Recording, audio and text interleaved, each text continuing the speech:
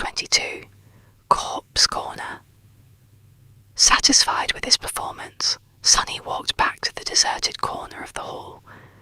He felt people looking at him with mockery, contempt, and pity.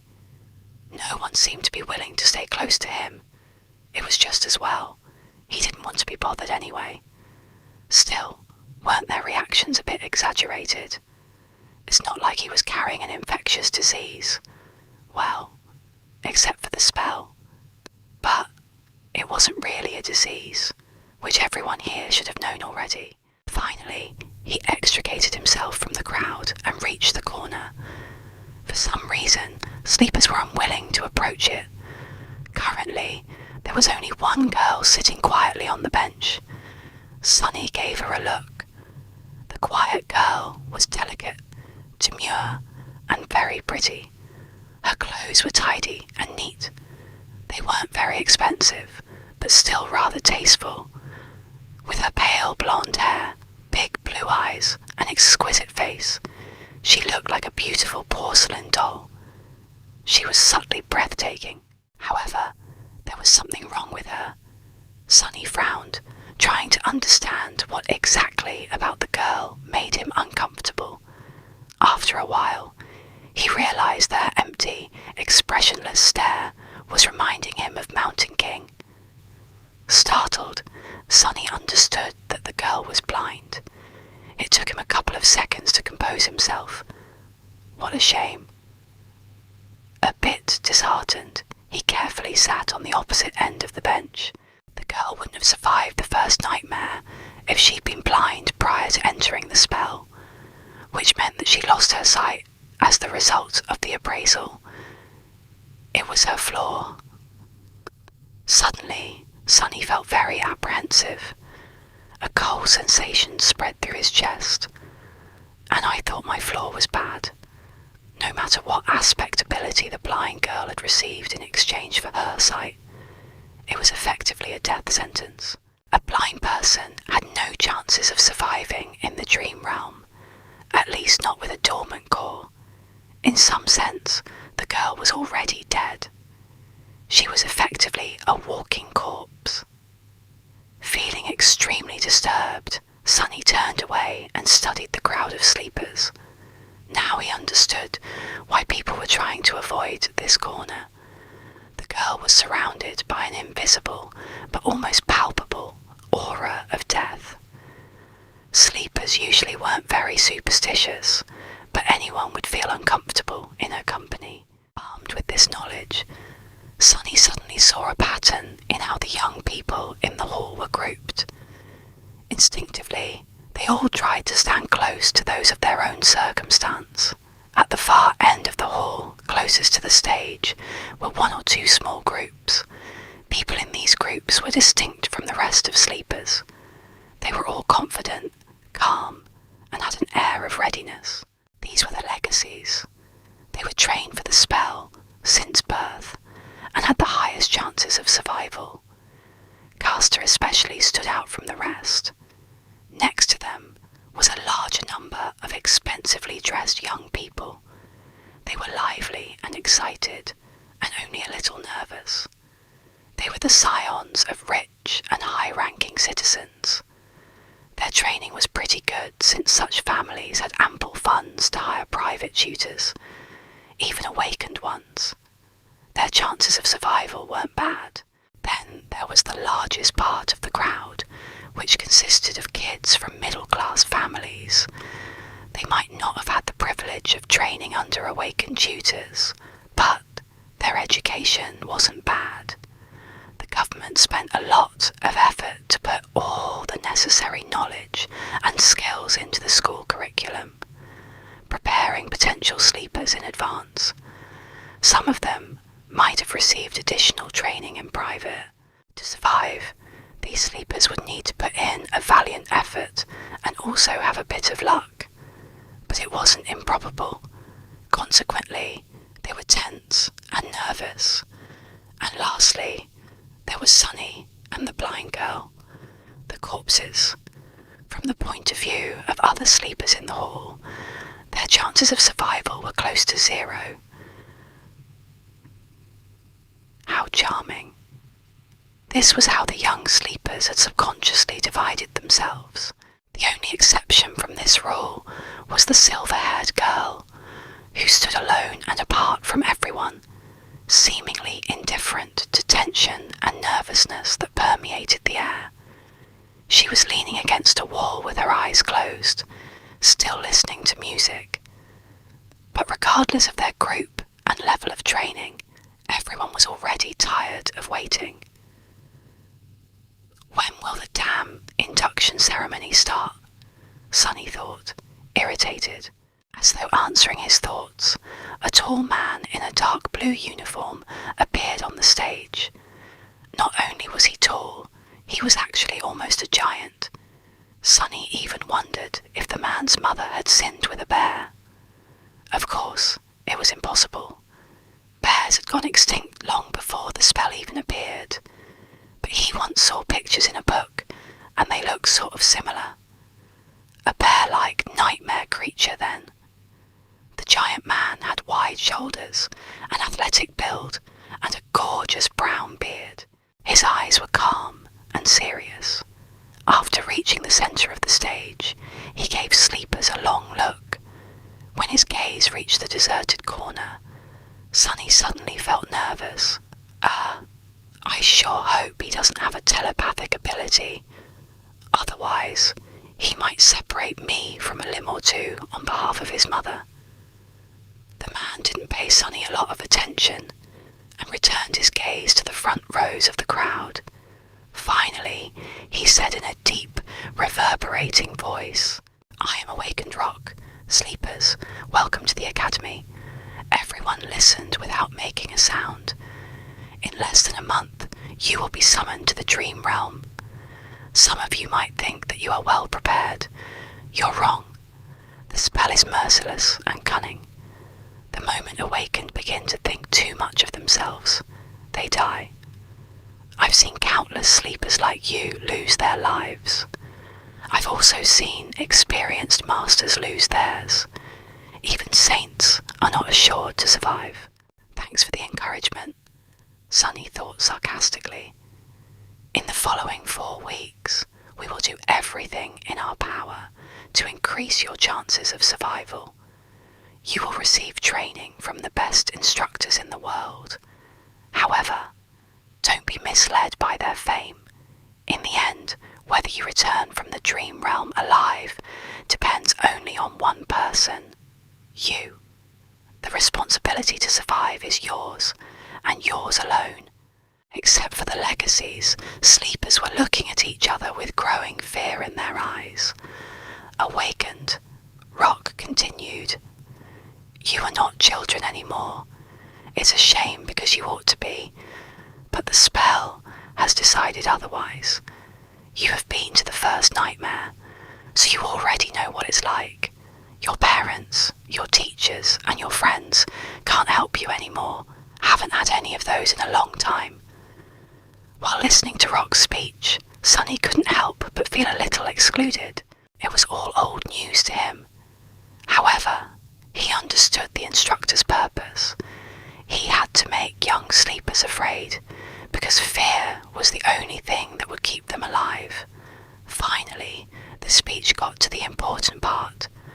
Awakened Rock paused, giving kids listening to him a few moments to digest his words.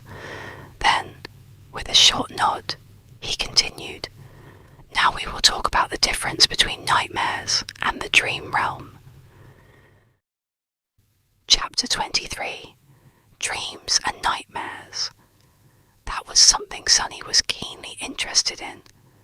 Of course, he had a general knowledge of how things were set inside the spell, but the first nightmare had already shown him that reality was different from how it was portrayed in popular culture in a number of small but infinitely important ways. He needed to separate truth from the myths, and of course, it was very advantageous to hear it from the mouth of someone who had actually been to the Dream Realm. So, Sunny was all ears. Awakened Rock began to speak. Most people are aware of what nightmares are, because they have an impact on the real world and their lives. All of you have been warned before entering the first nightmare that should you perish there, a nightmare creature would be allowed to cross the threshold and enter reality. Yup, that was the reason why Master Jet had to wait patiently by his side, prepared to deal with the monster if it appears. First nightmares are unique because each of them is individual. That's why only a single creature can appear. However, starting from the second nightmare, things become much more dangerous. These nightmares are not tied to an infected person. Instead, they are born in the dream realm. While the seed of the nightmare is growing, any number of awakened can attempt to conquer it. Hunting down nightmares was the main responsibility of the awakened. Sunny knew that much. Should they all die or fail to find the seed before it matures, a gate will open in the real world, letting through countless monsters. You all know the consequences. Other awakened will be forced to withstand the onslaught on this side, but then there can be massive destruction or losses among the civilian population. Opening gates was something that every person on the planet feared. It was also the second disaster brought upon by the spell after the initial appearance of the nightmare creatures. The main difference was that, in that initial wave, there were only dormant beasts. However, gates had ranks of their own, and any type of creature could potentially step through. Not long before Sunny was born, a rank 5 gate opening left a whole continent uninhabitable. Luckily, high rank gates were very rare. Awakened Rock's voice grew solemn. So, it is not wrong to say that the purpose of the awakened is to enter the dream realm, seek out maturing nightmares, and close them before any harm could befall the real world. From this, you can see that the dream realm and the nightmares are connected, but are not one and the same. If nightmares are the destination, then the dream realm is the road, but it is also so much more. Very romantic. Does Awakened Rock have poetic inclinations? Simply put, the dream realm is a world. It is vast, mysterious, and mostly unexplored. It is also dead. There is no life out there except for the nightmare creatures, corrupted ecosystems, and now us. But it wasn't always dead. We can tell that once, a long time ago, the dream realm was home to several primitive civilizations. There are a lot of ruins buried in its soil. From what Sunny knew, those lost civilizations were not really primitive. It's just that their development was centered around soul cores and mysticism, as opposed to technology. So, basically, miracles and magic. What were their names? How did they fall? No one knew. Maybe they were destroyed by the spell. We don't know if the dream realm exists inside the spell as one of its illusions, just on an unimaginably larger scale, or if it's real, with the spell only serving as a pathway between two realities. However, we do suspect that the illusions conjured up inside the nightmares are based on its history. They are replicas of past events, somehow reconstructed from the depths of time. So, there might have been a real slave caravan on that black mountain once, a long time ago. Sunny remembered how time seemed to move in reverse at the beginning of his nightmare. He thought about how things would have ended up without his involvement. Did the nameless temple slave perish in Mountain King's Moor with the rest of the caravan? Somehow, he felt that the nameless slave was not that simple. Otherwise, why would the spell remember him? And what about Hero? Was he able to escape? I wonder. There are 4 main differences between the dream realm and the nightmares. Firstly, it doesn't have a story. There is no predetermined conflict you are forced to resolve. You can move freely and explore, provided that you have the strength to stay alive in the wilderness. Most people tend to stay close to one of the human citadels. That's good to know, Sunny thought, unconvinced. Sure, there were no predetermined conflicts in the dream realm, but with his fated attribute, he was pretty certain to end up in some kind of trouble. So that freedom awakened Rock had mentioned was relative in his case. Meanwhile, the instructor continued. Secondly, as I've already mentioned, there are no people in the dream realm except for those who came from the real world. There are only monsters. Some of them can mimic human appearance though, so be mindful of that. Sunny felt cold sweat running down his back. Nightmare creatures, mimicking humans. So creepy. Since when was that a thing? Why hasn't he ever heard about it? He stole a glance at the legacies standing in the first row, and noticed that they did not show any sign of surprise. So, they knew. Thirdly, unlike the first nightmare, no nightmare creatures will appear in the real world if you die in the dream realm. It may sound cruel, but that's a good thing. Awakened forces are already spread thin. If we had to monitor every sleeper, we wouldn't have resources to handle more important matters. Considering that each sleeper could spend weeks, sometimes even months in the dream realm, there was ruthless logic in that statement. And lastly, and most importantly, unlike nightmares which are bound by the rules of fairness, there is no limit to what kind of creature you can meet in the dream realm. During its trials, the spell won't pit a dormant human against an opponent many ranks above them. Oh really? Sunny sneered. However, he was forced to agree with Awakened Rock. Even though both Hero and Mountain King were way out of his league, they were still just one rank above him. But in the dream realm, no such restrictions exist. Theoretically, you can stumble upon an unholy titan and die before even realizing what happened. So, be careful and stick to the regions with enemies on par with your own rank. It's not an ironclad guarantee, but at least there will be less of a chance of you biting off more than you can chew. Sticking to a region populated by nightmare creatures below his rank was even better. That was exactly what Sunny was planning to do. Awakened Rock paused for a few moments, studying the faces of sleepers in front of him. Then he added, "When the solstice comes, you will be drawn into the dream realm. The exact location of where you will appear can't be predicted in advance, but there is a high chance that many of you will find yourselves in close proximity to each other.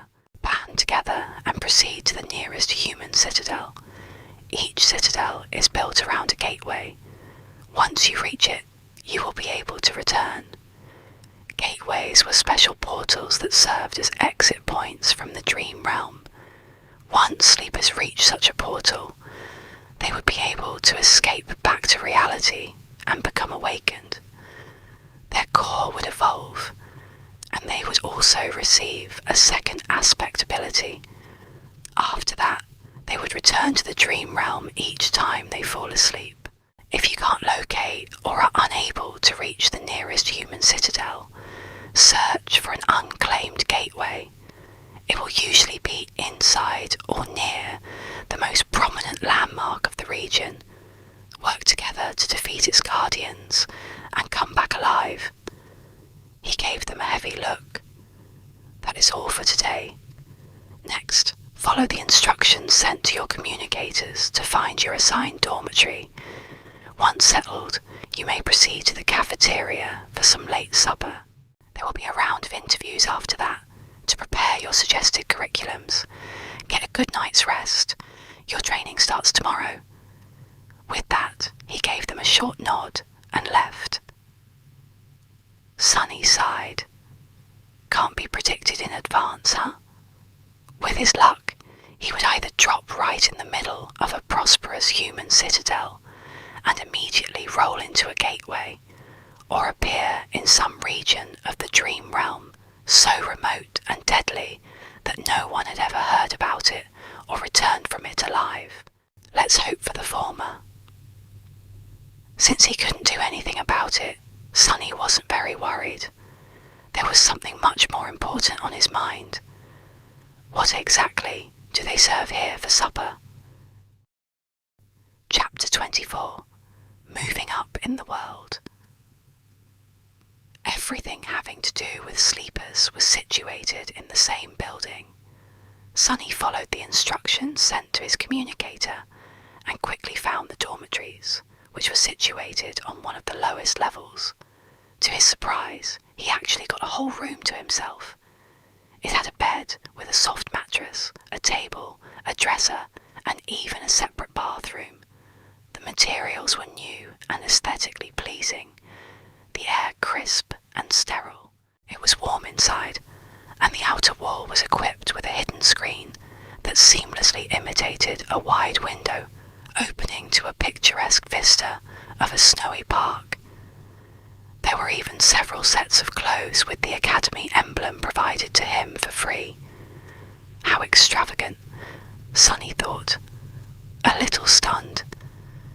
Rationally, he understood that such an arrangement was not really luxurious. However, to him, who grew up wandering the outskirts, this room was like a palace. He scratched his head. Looks like I've made it. Sunny glanced around, then winked at his shadow and smiled. I guess we're moving up in the world, huh? The shadow didn't respond. Apparently not very impressed. Perhaps it didn't care about such things. Right, what would a stupid shadow know? Sunny changed into new clothes and studied himself in the mirror. Then, remembering something, he summoned the runes. He finally had time to study the puppeteer's shroud. Memory. Puppeteer's shroud. Memory rank. Awakened. Memory. Type. Armor. Memory. Description. A worm of doubts once found its way into a righteous king's heart. With time, the king was devoured from inside and became its puppet. A lifetime later, the puppeteer worm escaped from the king's dead body, leaving behind a cocoon of black silk. No one knows where it went. However, once people dared to approach the silent castle, they found the silk among the mountains of gnawed bones and fashioned it into an armor. Sunny made a sour face. That is not that terrifying. Yeah, I'm not creeped out at all. Come to think of it, the first creature he killed was called a lava. If he were to assume that Mountain King was a mature puppeteer worm, and already a tyrant, then what the hell would it transform into after becoming a moth? No, it's better not to think about it. With a sigh, he summoned the puppeteer's shroud. Thin black threads immediately appeared around his body and wrapped it into a set of armor. It was made of dark grey, soft fabric, with several elements, such as braces and shoulder guards, fashioned out of black, lustreless leather. The armor was light, understated, and did not restrain his movements at all. It also made no sound when he moved. Perfect equipment for someone who likes to lurk in the shadows. Sunny smiled. He knew that this armor would be tough to pierce for any creature below the awakened rank, which gave him a great advantage in dealing with all dormant monsters. He also felt a sort of strange, faint calmness while wearing it. A worm of doubt. Does it have enhanced protection against mental attacks?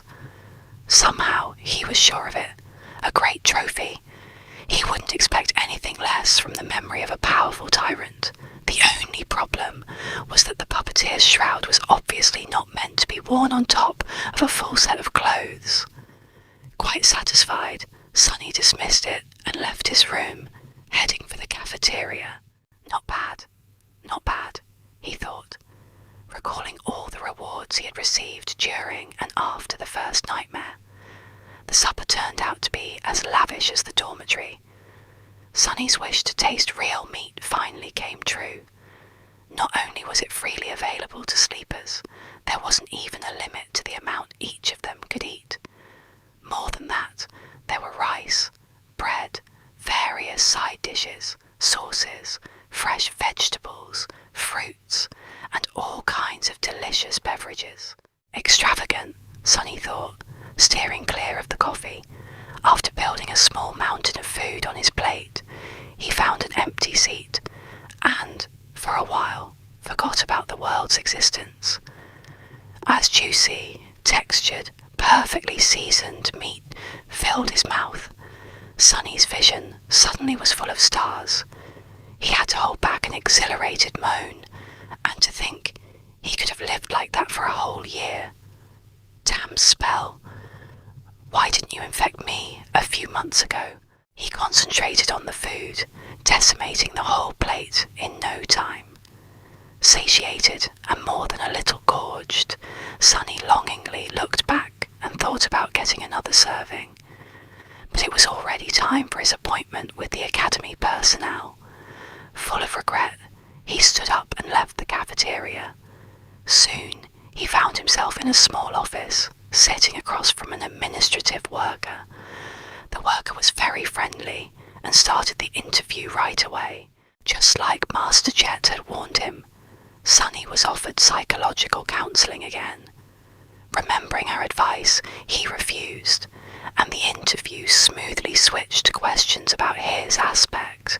He didn't want to give up information about his abilities, but also knew that he had to tell the worker something.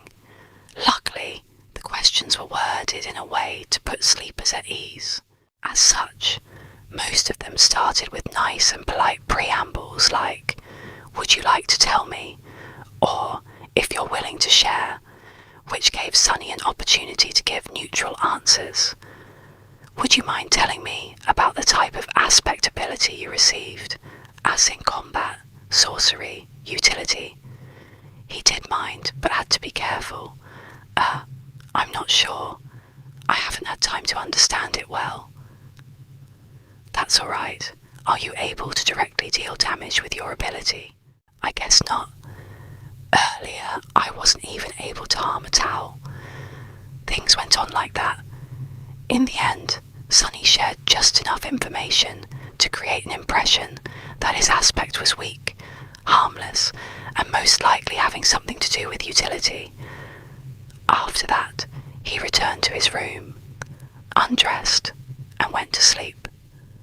Sunny thought that falling asleep for the first time after the nightmare would be weird, but in fact, it was surprisingly easy. Lying on a soft mattress, with his skin against clean bedsheets and a fluffy pillow under his head, he slept like a baby. Early in the morning, Sunny washed up in his private bathroom and, bursting with energy, hurried to get breakfast in a happy mood. The cafeteria was a bit crowded. After filling his plate with all kinds of delicious stuff, he quickly realised that the only place he could sit was near the blind girl from yesterday. Her table was empty, since no one wanted to be close to her. Sunny grimaced. It seemed that the two of them were doomed to be outcast together for the remaining 4 weeks. He also felt uncomfortable in the company of someone who was practically a dead person. But there wasn't much of a choice. Losing his good mood, he sat at the blind girl's table and gave a cursory nod to the social worker who was helping her get around. After that, he tried to pretend that they didn't exist and concentrated on his food. However, before he could finish, a sudden commotion drew his attention. "What's going on?" He looked up and noticed that a lot of sleepers were gathered around the large screen hanging on the wall of the cafeteria, their faces filled with excitement and awe. On the screen, a list of names was displayed, ranking the new batch of sleepers from weakest to strongest. most likely deduced from the results of the interviews. Not particularly interested, he quickly found his own name near the bottom of the list. The only sleeper who the Academy judged to be less likely to succeed than him was the blind girl. Turns out her name was Cassia, but the commotion was a bit too loud to be just the result of the ranking. Curious, he moved his gaze up. The sleepers were restless. How can this be? I'm not seeing things right. What kind of a monster is she? Castor was placed in second place, and right above him, the portrait of the silver-haired girl could be clearly seen. To the right of it, two simple lines of text were displayed. Name, Nephis. True name, Changing Star. Chapter 25, Wilderness Survival. So, the silver-haired girl, Nephis, also received a true name in her first nightmare. To get his own, Sunny had to deal with Hero and Mountain King while possessing a completely useless aspect. An impossible feat that seemed to have pleased the spell very much. I wonder how she had gotten hers. Sleepers in the cafeteria were struck dumb by the revelation of this achievement. They were staring at the screen with astonishment, fear, and admiration.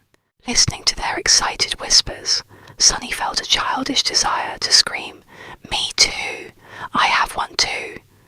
But of course, he kept quiet.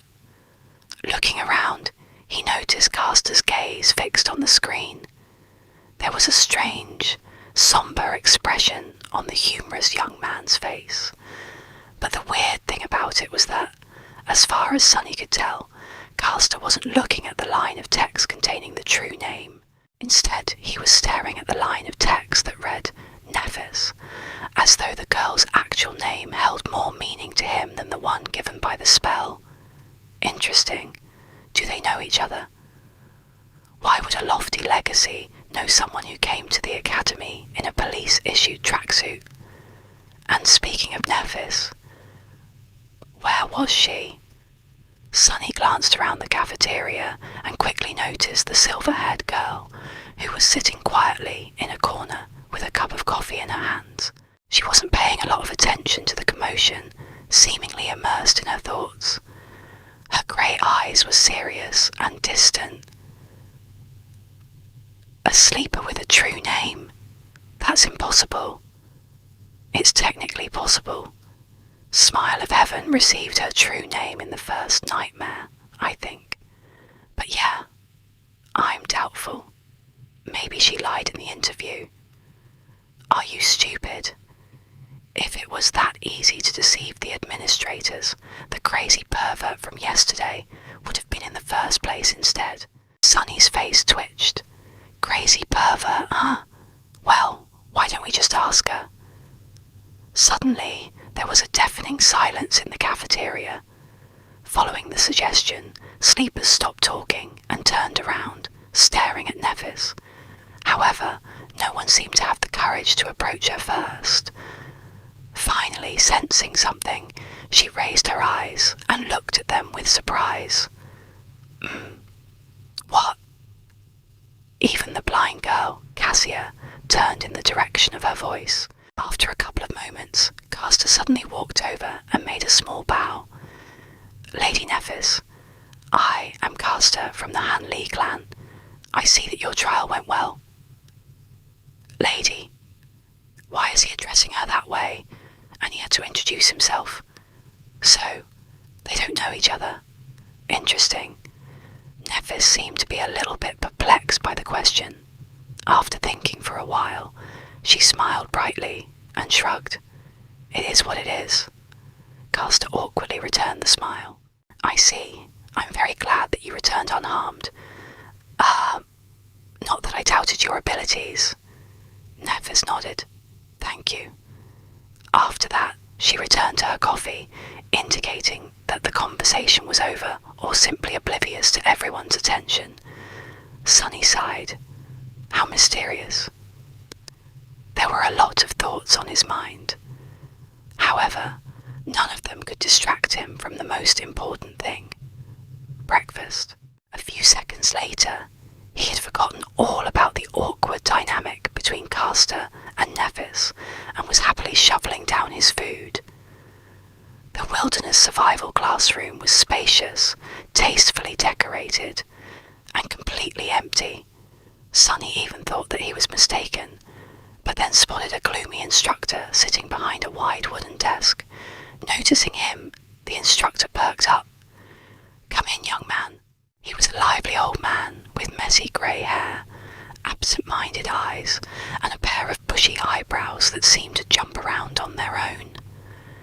"I'm awakened, Julius. You can call me Teacher Julius. Sit down, sit down. What's your name?" Sonny obediently sat down. "It's Sunless." Julius raised his eyebrows. "Ah, what an ominous name. But that is good, very good. After all, we have to deal with a lot of ominous things." Sonny carefully looked around. "Ah, I'm sorry, teacher. Did I come too early?" No, you're right on time." "Are other students late?" The instructor grunted with incredible contempt. "No one else is coming. Those brutes are only interested in swinging their fists and swords around. Very few are smart like you and know the true value of knowledge." "Oh, so it was that unpopular." Sonny inwardly sighed, hoping that he won't regret the decision to abandon combat training in favour of this course. "Say, young man, why did you choose wilderness survival of all things?" There was no point in hiding the true reason. Not that Sonny would have been able to anyway. The awakened that monitored me during the first nightmare, Master Jet, had advised me to study it above all things. A very wise advice, that Master truly knows what's important. "Wait, did you say Jet?" His eyes widened. "Soul Reaper Jet? That murderous savage? Who would have thought that a barbarian like her would know the value of intricate knowledge? Soul Reaper?" Sonny's curiosity was piqued. "Teacher, do you know Master Jet?" Julius carefully looked behind his back before answering. Who doesn't know the Soul Reaper? She might not be the most powerful awakened out there, but she is certainly one of the most feared. That's because her aspect abilities disregard flesh and target soul cores directly, which means that no amount of armor, damage resistance, and physical protection can stop them. He leaned forward. "The only good thing is that she's young and not likely to become a saint anytime soon, or even ever. Yes, luckily, there's a very low probability that she'll ever advance." Sonny blinked. "Why?" Julius looked at him as though trying to comprehend how someone could be so ignorant. "Because of her problematic personality, of course. Who would want to help a psychopathic killer become a saint? You need a team of outstanding companions and a lot of support to attempt conquering the third nightmare. Soul Reaper Jet isn't... Wait." Suddenly, Julius frowned and leaned back. "Why am I gossiping with you? You're too young to know such things. More than that, it's not in my character to badmouth others behind their backs." "I would beg to differ," Sonny thought sarcastically, but didn't say anything out loud. He already got a lot of juicy information out of Teacher Julius. Maybe choosing wilderness survival was the right choice after all. "Let's get back to your curriculum. What other courses are you taking?" Sonny sighed. "None. For the next 4 weeks, I'll be fully concentrated on wilderness survival." Julius stared at him for a whole minute, an expression of utter astonishment written clearly on his face. Then slowly, an excited gleam appeared in his eyes. Finally, he grinned. "Wonderful. This is wonderful. You're such an astute young man. Don't you worry. In 4 whole weeks, I will make you immortal." Sonny's lessons with Teacher Julius started pleasantly and without much tension, but just an hour later, He felt like his head was ready to explode. There was so much new information, and all of it was so strange and counterintuitive for someone who had never left the walled-off, sheltered confines of the city. From time to time, Julius gaped at Sonny's lack of knowledge and relevant experience. However, he had a good attitude and an endless enthusiasm for teaching. Whenever Sonny stumbled, he would patiently slow down and allow his student to catch up. The curriculum that Julius planned out was practically insane. There was an endless amount of theoretical knowledge to learn, practical lessons both in virtual reality and the real world, numerous subjects and weird things to study. There were even several lessons dedicated exclusively to learning the basics of several dead languages of the dream realm. Why would I need to learn new languages? Sonny thought with self-pity. The spell automatically translates everything. But Julius was uncompromising. The spell is not a translator. Do you think it has the time to express the intricacies of human speech? Let's say you're seeking shelter in a ruin and find an inscription that reads, "Certain death ahead." There are 30 words for death in the rune language. Just by knowing the runes, you'll be able to deduce what kind of danger there is.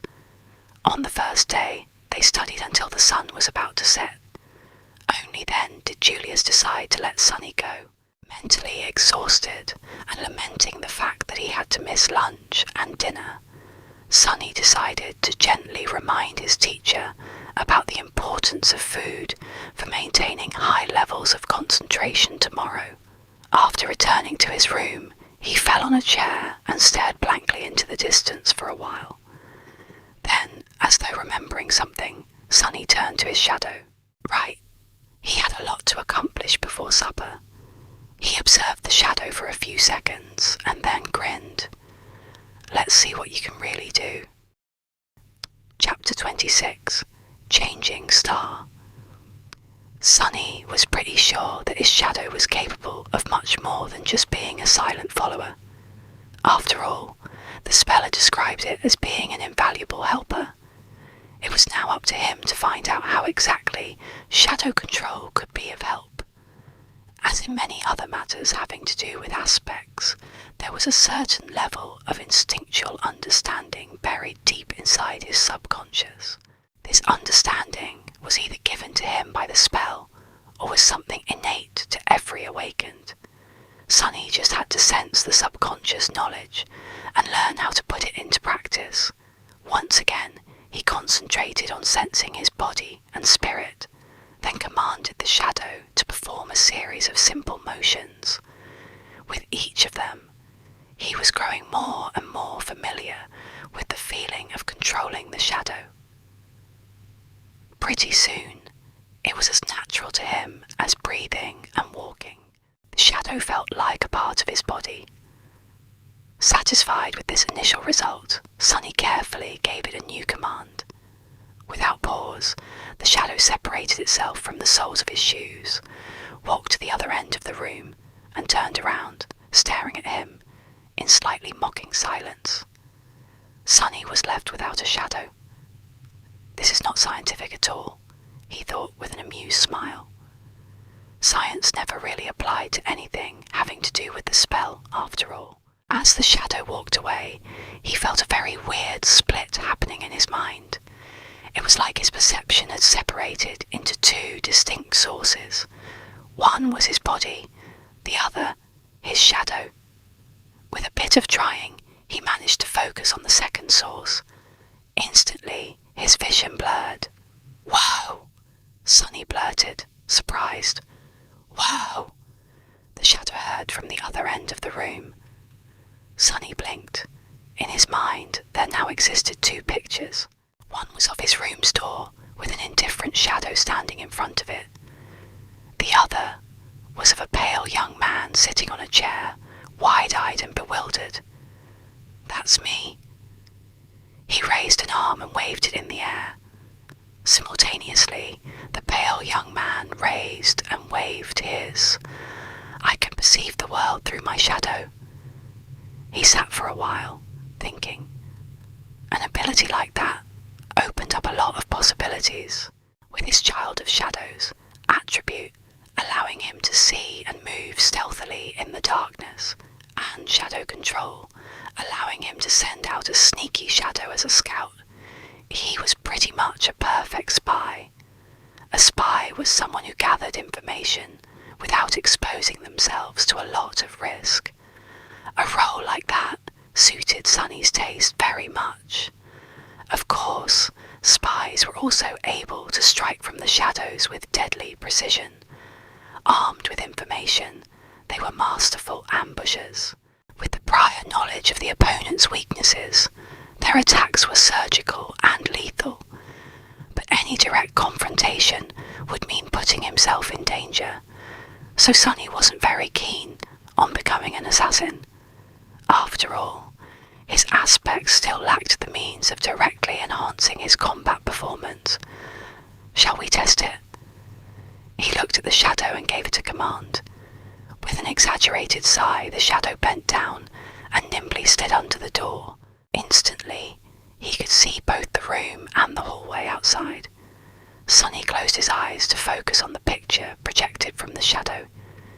Moving stealthily from one shadow to another, it glided down the hallway. With a bit of timing and consideration, his scout was practically invisible. Sunny passed by a couple of sleepers and listened in on their conversation. Not finding it very interesting, he continued forward. Finally, the shadow stopped at a corner. To its left were the elevators, to its right, the way to the girls' dormitory.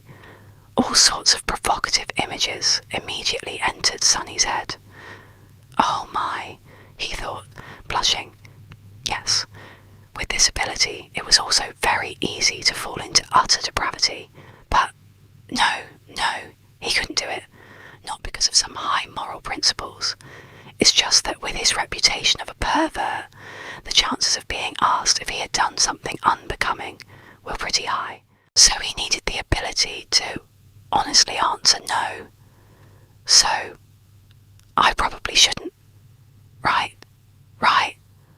Of course you're right. Don't even think about it. Back in his room, Sunny sighed with a lot of regret. Then he directed his scout to hide in the shadow of a passing sleeper and followed him to the elevators. Sometime later, Sunny's shadow was hiding in a corner of a large dojo. He was observing his fellow sleepers, who, under the guidance of Instructor Rock, were going through the motions of the introductory combat class. Today was mainly dedicated to testing their general competency and abilities. After that, the sleepers were going to be separated into groups based on their level, such as novice, advanced or expert, as well as their weapon of choice. Some would be assigned a personal tutor or paired together. Currently, sleepers were taking turns delivering their strongest punches to a wide plate attached to a special measuring machine.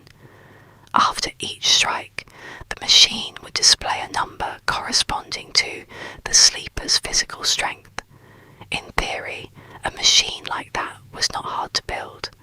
However, considering that many of sleepers had combat-oriented aspects that enhanced their might in a variety of ways, it was actually a marvel of engineering and durability. Their technique and training also affected the final result. Most people were getting numbers ranging from 10 to 14. It was considered a good result, something that only the most athletic people could reach. However, a lot of sleepers, obviously those with enhancing aspects, were able to achieve a score of 15 or even 16. I would probably get 10 or 11, Sunny thought, feeling a little bored. Then he suddenly perked up, noticing that it was turn for Nephis, the highest-rated sleeper of their batch, to strike the plate. The slender girl approached the machine, and without much preparation, delivered a sudden, crushing blow. Sunny wasn't very well versed in martial arts, but but even he was impressed by the flawless economy and speed of her execution. She had a lot of training. Nephis was becoming more and more intriguing. What's her actual background? After a short pause, the machine displayed the result, 16. Sunny felt a bit disappointed. Not that impressive. I was expecting more.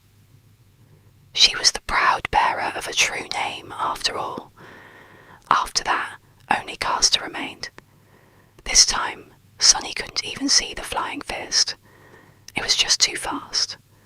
The machine trembled and took more time calculating. Finally, 2 numbers appeared. 21. Everyone gaped at the display, stunned. More than a few admiring looks were thrown at Caster, who simply bowed and took a step back. Instructor Rock smiled. Not bad. Now, we will move to sparring and evaluate your general level of training. I need 2 volunteers to begin. Nephis was the first to step forward and walk to the centre of the ring. A couple of seconds later, a tall and extremely muscular sleeper followed and faced her. The rules are simple. Make your opponent's back touch the floor or throw them out of the ring. Use whatever abilities and techniques you find appropriate. Oh, the show is starting. Watching sleepers fight each other was not only entertaining, but could also provide Sunny with knowledge of their powers. Back in the room, he leaned forward and rested his chin on his palms. Go, Nephis. The tall guy attacked without wasting any time. His muscles bulged, threatening to tear the soft fabric of his white dobok. He advanced like an unstoppable mountain, sending a vicious kick flying. A second later, he was lying on the floor with a dumbstruck look on his face. Nephis didn't even change her stance. Instructor Rock gave her a cheerful look and grinned. Next, what followed could only be described as a massacre. One after another, Nephis managed to defeat almost every single sleeper present in the dojo. She didn't seem to be faster or stronger than them, but each time someone entered the ring to fight her, they would inevitably end up beaten and thrown to the ground. Sunny watched the process with a growing sense of amusement. However, at some point, even he felt a bit of unease. Nephis moved with the calm precision of a battle machine. Her technique was clean, graceful, and ruthless. No matter what type of attack was thrown at her, she was able to either predict or instantly react to it, then deflect and turn it against the attacker with the minimum amount of effort. It didn't matter whether her opponent was poor, rich, or a legacy. Everyone would end up dealt with in a matter of seconds. What's more, through the whole process, the composed expression on her face didn't even change once. It was like Nephis was made out of metal. Is she even human? Sunny thought, suddenly apprehensive. What was he going to do if this changing star were to end up as his enemy? The best course of action would be to run away. Or better yet, try not to antagonize her to begin with. After all, the sun was also a star, and shadows didn't mix well with sunlight. Finally, Caster was the last one remaining, once again. However, he didn't seem to be perturbed by the miserable failure of every other sleeper. With a soft smile on his lips, the young man stepped into the ring. Caster and Nephis faced each other. Their eyes locked for a few seconds, and then Caster slightly bowed. Lady Nephis, please excuse me in advance. What is he going to...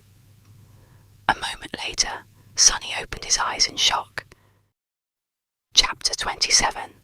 Measure of Power. It seemed like Caster suddenly ceased to exist. However, it was only an illusion. The truth was that he was just moving so fast that the human eye wasn't able to keep up with his movements.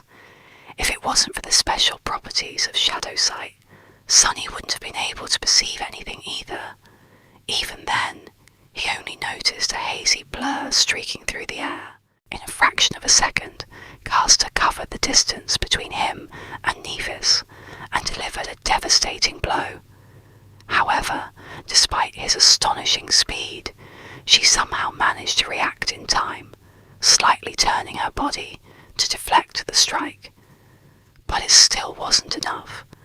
Although Nephis had managed to avoid being hit squarely in her centre of gravity, Castor's fist ended up connecting with her shoulder, sending the girl into a spin. Not wasting any time, Castor disappeared again. His plan was very simple.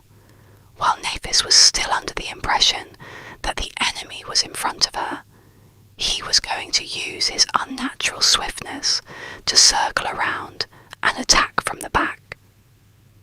The young man appeared behind the oblivious girl, ready to finish the fight with one decisive strike. Just as he planned, she seemed to be preparing to attack in the direction he had been seen just a split second ago. Gratified, Castor shifted his weight, putting it all into his fist.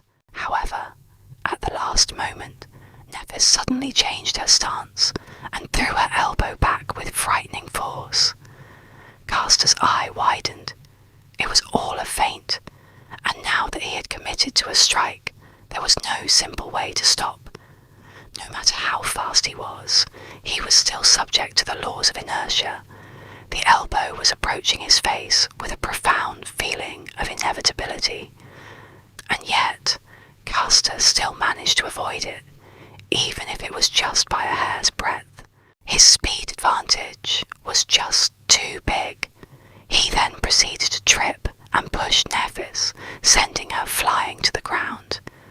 However, just before she was about to hit the mats, the young man carefully grabbed the collar of her dobok and gently pulled, slowing down the fall and allowing Nephis to land on the floor without any impact.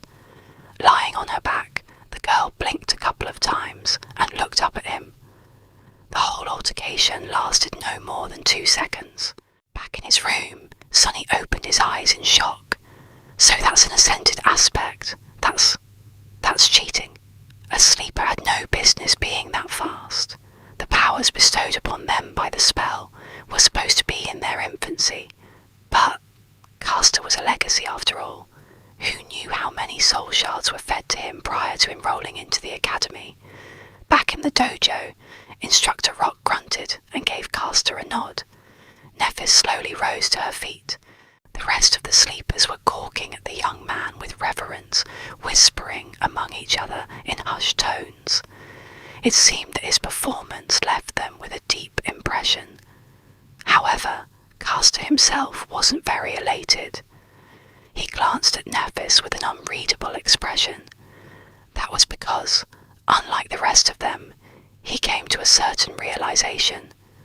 The truth of the matter was known only to him, Nephis, Instructor Rock, and Sonny, who was very observant and quickly picked up on such things.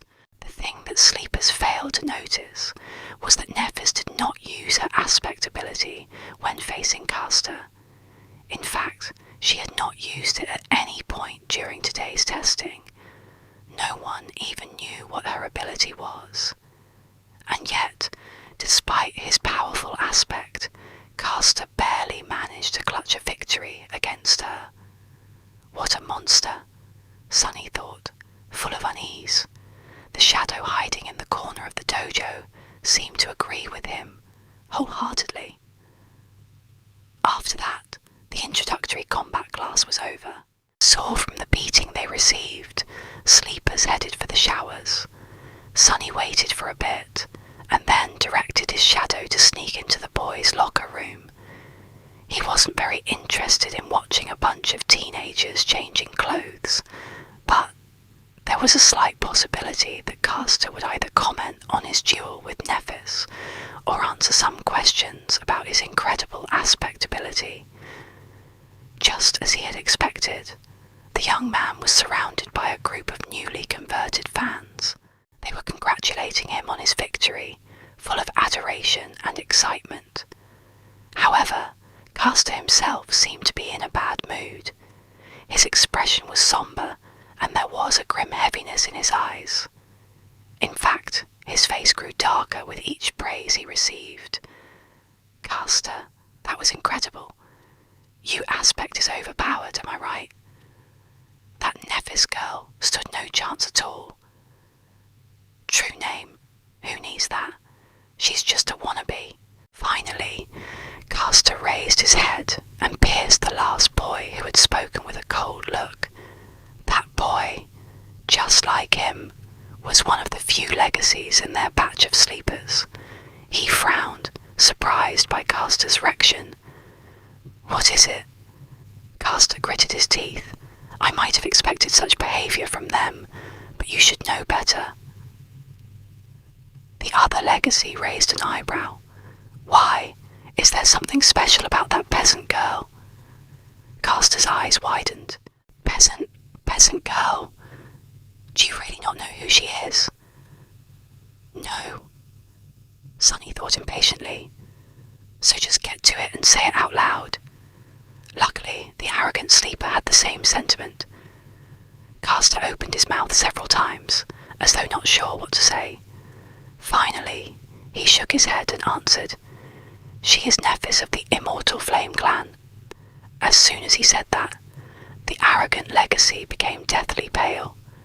Not paying him any attention, Caster continued, I trust that I don't need to tell you about her grandfather. Her parents were Smile of Heaven and Broken Sword. In his room, Sunny almost fell from the chair. Even he knew who Immortal Flame and Broken Sword were. The former was the first human to conquer the second nightmare and become a master. The latter, the first one to conquer the third nightmare and become a saint. They, as well as their companions, were among the most famous heroes of the human race, someone who had managed to change the history with their own two hands. If what Caster said was true, then Nephis wasn't just an aristocrat. She was royalty. No wonder he addressed her as Lady. Why didn't he just call her Princess instead? But that didn't make any sense. Echoing his thoughts, the pale-faced sleeper asked in trembling voice, Then why? Why is she so? Caster sighed. Because they're all dead. The Immortal Flame clan is long gone. For a few moments, the locker room was completely silent. Caster looked down. She's the only one left. Late at night, when everyone was already asleep, Sunny furtively entered the dojo. Looking around, he made sure that no one was there, and then curiously approached the ring where Nephis and others had been tested earlier. He stopped at the centre of the ring and stood there for a while, remembering how she had dealt with dozens of sleepers of their batch before being defeated by Caster. Monsters. Both of them are monsters, he mumbled, bitter and disheartened. Shaking his head, Sunny left the ring, and then he looked at his shadow. Do you agree? The shadow hesitated for a few seconds, then stuck out its chest and crossed its arms, trying to appear cocky, disdainful, and unperturbed. However, its act wasn't very convincing. Yeah, you're right. Exactly. What's the big deal anyway? Both Immortal Flame and Broken Sword, Nephis's father and grandfather, were as monstrous in terms of power as one can get, but they still failed to protect their family from being eviscerated. So, power wasn't that important in the end. Even royalty was not safe from the cruelty of the world. Sunny sighed and proceeded to the measuring machine. Making a fist, he swung it and delivered his best punch. The machine hummed for a few seconds and then displayed a single number, 9. Oh, come on, I deserve a 10 at least. Feeling very indignant, he struck the plate again, almost hurting his fingers. However, the result was the same. Damn it. Sunny paced for a bit, trying to control his anger. It seems he was destined to be a weakling. After all, the force of the strike depended on mass and acceleration. Acceleration could be improved with technique and exercise, but mass was something he had little control of. He was already done growing, and his height was not going to drastically increase in the future. No matter how hard Sunny trained, he was always going to be a lightweight. How is this fair? Suddenly filled with resentment, he punched the plate again, putting all of his frustration into this one strike. At that moment, a strange instinct suddenly awakened in Sunny's mind. Following the command of this instinct, his shadow flowed up and wrapped itself around his hand, sticking to it like a black glove.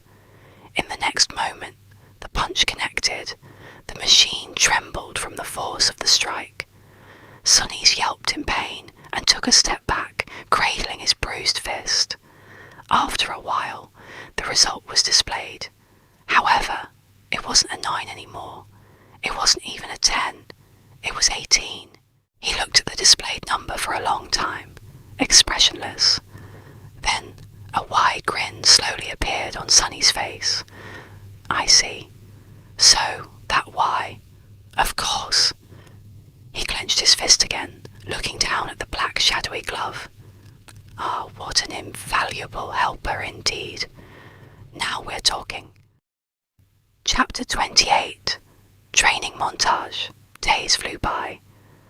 Sunny only had 4 weeks to prepare himself for the journey into the dream realm, so there wasn't even a minute to spare. He was relentless, pushing his body and mind to the limits in an attempt to absorb as much knowledge and skills as possible in that short amount of time. In the day, he studied with teacher Julius, slowly learning how to survive and take care of himself in the absence of civilization. Their lessons ranged from comparatively simple, like various ways to produce fire, to much more obscure and esoteric, like celestial navigation. What was so hard about celestial navigation? Well, as it turned out, the dream realm was not consistent in terms of star geography. Different regions had different stars and constellations, as well as a different number of moons. While the sun seemed to be the same, its behaviour was highly unpredictable.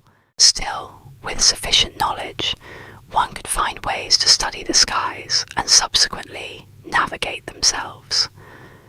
Most of these lessons were, supposedly, already included in the various school curriculums and known to the majority of sleepers. However, learning something from a textbook and learning the same thing from an actual awakened were 2 completely different matters. Teacher Julius had a habit of going much more in-depth when explaining his subject. Thanks to this time-consuming habit of his, Sunny not only learned about the what, but also often gained glimpses into the why. This nascent understanding of the underlying principles of the dream realm environments gave him the ability to face any situation with at least some measure of readiness. Even the lessons in dead languages, which Sunny had initially judged to be useless, turned out to be much more interesting than he could ever imagine. This was, in large part, because it concerned the spell itself. After all, the spell communicated with humans in one of those dead languages. By knowing the language, he was able to understand its various remarks and descriptions better. The simplest example of this was Nephis and her true name, Changing Star. While technically correct, this translation failed to properly convey the exact meaning. By understanding the grammatical structure of the rune language, it was easy to extrapolate and see that the more correct translation would have been Star of Change. More than that, there were different runes for change, each with its own connotation. Depending on what exact rune was used to relay the meaning of the name, it could also mean ruinous star or star of misfortune. A small change in wording and connotation could mean a world of difference in real life. Sunny, who had never seriously studied before, found the process of acquiring vast amounts of theoretical knowledge strange, numbing, and exhausting. However, in a sense, it was also exhilarating. After all, knowledge was something that only the privileged had access to. It was also this authority over knowledge that kept them in the position of power, creating a vicious circle of inequality. The poor had no opportunity to study, and without the advantage of good education, they had no way to stop being poor. The weirdest part about all of this was that Sunny was now one of those privileged people. More than that, he was at the pinnacle of social hierarchy. Not only had he gained access to an unlimited amount of knowledge, but even his basic needs like food and shelter were also taken care of by the government, allowing him to fully focus on the single goal of developing himself as an awakened. This sudden transformation would have sent him into a whirlpool of philosophical reflection if he had any time to spare, but he didn't, because teacher Julius also insisted on holding practical lessons every other day, even if some of them had to be done in virtual reality simulations. He insisted on using the full immersion stations with enhanced physical feedback. As a result, Sunny was bone-tired and utterly exhausted. The good thing was that with such amount of exercise, coupled with his newly reforged body, Sunny had never been in better shape. Even without combat training, he could feel his strength, stamina, and agility improving by leaps and bounds. Basically, the peculiar rebirth he had experienced after completing the first nightmare had enhanced the innate potential of his body, bringing it to the peak of the human condition. However, it was up to him to realize that potential with sweat, effort, and a lot of hard work. Practical application of wilderness survival techniques provided him with the opportunity to do so, and as though this wasn't enough, Sunny secretly collected information about other sleepers and practiced shadow control every night. His shadow was independent enough to be sent on scouting missions without his direct control. It would sneak here and there, listening in on the conversations and observing different classes where sleepers had to demonstrate their aspect abilities. Then, after Sunny had finished his supper and returned to his room, it would come back and share everything it had heard and seen during the day. The only problem with this arrangement was that the shadow, despite its outward snarkiness, turned out to be rather naive. It didn't quite understand how the human world worked, and as such, often failed to distinguish between useful information and meaningless chatter. So, most of the time, Sunny would receive nothing of value or juicy gossip instead of important secrets. This is how he learned that in the sleeper centre, romance was in the air. After all, there were 100 beautiful young people locked underground in close proximity to each other, with the added spice of a deathly threat hanging above their heads. Many felt that life was short, and it was their time to seize the day. Passion bloomed in the shadow of approaching danger. Sunny was excluded from this whole side of the thing, of course. Firstly, he had already positioned himself to be perceived as an unlikable lunatic. Secondly, he simply had no time for anything except for his lessons and training. And lastly, he was wary of getting too close to anybody, afraid that a situation would arise where he would have no choice but to divulge his true name. Apart from gathering information and slowly learning about the scope and details of various aspect abilities, and, to a lesser extent, flaws, he was also experimenting with shadow control. The results were very promising. He quickly found out that his shadow was able to enhance various objects, and not only his body. If it wrapped itself around a weapon, the weapon strike harder and deliver more damage. If it was applied to an armour, the armour would become sturdier and harder to break.